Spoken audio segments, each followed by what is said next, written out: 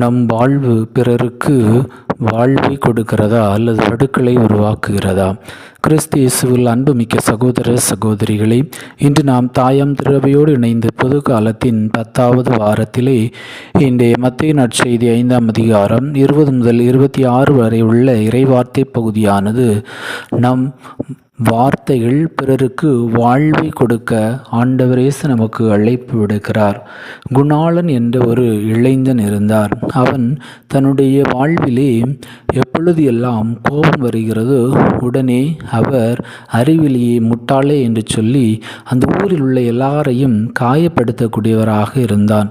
ஒரு நாள் அவனுடைய தந்தை தன்னுடைய மகனுக்கு பாடம் புகட்ட வேண்டும் என்பதற்காக தன்னுடைய மகனை அழைத்து, எப்பொழுதெல்லாம் உனக்கு கோபம் வருகிறதோ அந்த நேரத்தில் எல்லாம் இந்த பையில் இருக்கக்கூடிய ஆணியை சுத்தியலால் அறைய வேண்டும் என்று சொல்லுகின்றார். ஒரு நாள் அவன் அந்த ஆணியையும் பையையும் சுத்தியலையும் தன்னுடைய தந்தையிடமிருந்து வாங்கி கோபம் வந்த பொழுதிலெல்லாம் சுவரிலே ஆணிகளை அறையக்கூடியவனாக இருந்தான். அப்படி அவன் அறைந்த ஆணியானது ஒரு நாளைக்கு 50 முறைக்கு மேலாக வந்தது.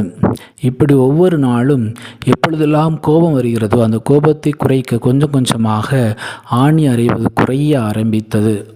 இறுதியிலே தன்னுடைய தந்தையிடம் சென்று, இன்றைக்கு நான் யாரிடமும் கோபப்படவில்லை, நான் சுவரிலே ஆணியும் அறையவில்லை என்று கூறினாராம். மீண்டும் அந்த தந்தை, நீ அறைந்த ஒவ்வொரு ஆணிகளையும் அந்த சுவரிலிருந்து பிடுங்கி எடி என்று சொல்கின்றார். எடுத்த பிறகு சுவர் முழுவதும் ஆணி அறைந்த வடுக்களாக இருந்தன. தந்தை தன்னுடைய மகனை பார்த்து, இப்படித்தான் நீ இந்த சுவரில் இருக்கக்கூடிய அந்த வடுக்களைப் போலவே இந்த ஊரில் இருந்த பலரையும் உன்னுடைய வார்த்தைகளால் காயப்படுத்தினாய் என்று கூறினாராம்.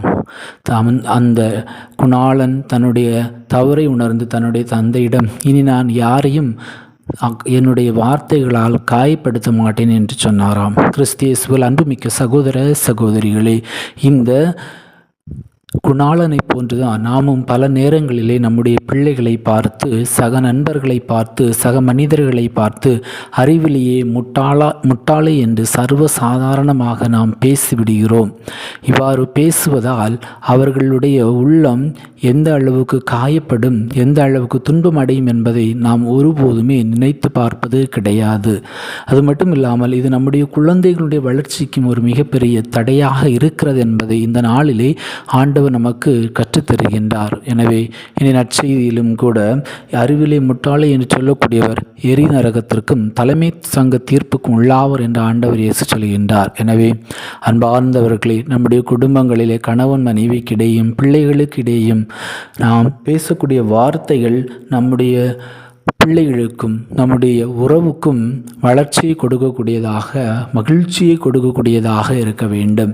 அவ்வாறு இருக்கின்ற பொழுது நாம் நம்முடைய சக மனிதர்களுக்கு, நம்முடைய சொந்த உறவுகளிலே அவர்களுக்கு புதியதொரு வாழ்வை கொடுக்கக்கூடியவர்களாக இருப்போமே தவிர அவர்களுடைய வாழ்க்கையில் வடுக்களை உருவாக்கக்கூடியவர்களாக நாம் இருக்க மாட்டோம். எனவே நம் வார்த்தைகள் திருக்குறள் சொல்வதைப் போல தீயினால் சுட்டப்புண் உள்ளாரும் ஆறாதே நாவினால் சுட்டவடு. எனவே நம்முடைய நாவினால் பிறரை காயப்படுத்தாமல், பிறருக்கு துன்பத்தை கொடுக்காமல், மகிழ்ச்சி கொடுக்கக்கூடியவர்களாக, உறவை கட்டி எழுப்பக்கூடியவர்களாக வாழ தேவையான அருள் வேண்டி இந்த நாளிலே நாம் இறைவன் நோக்கி மன்றாடுவோம்.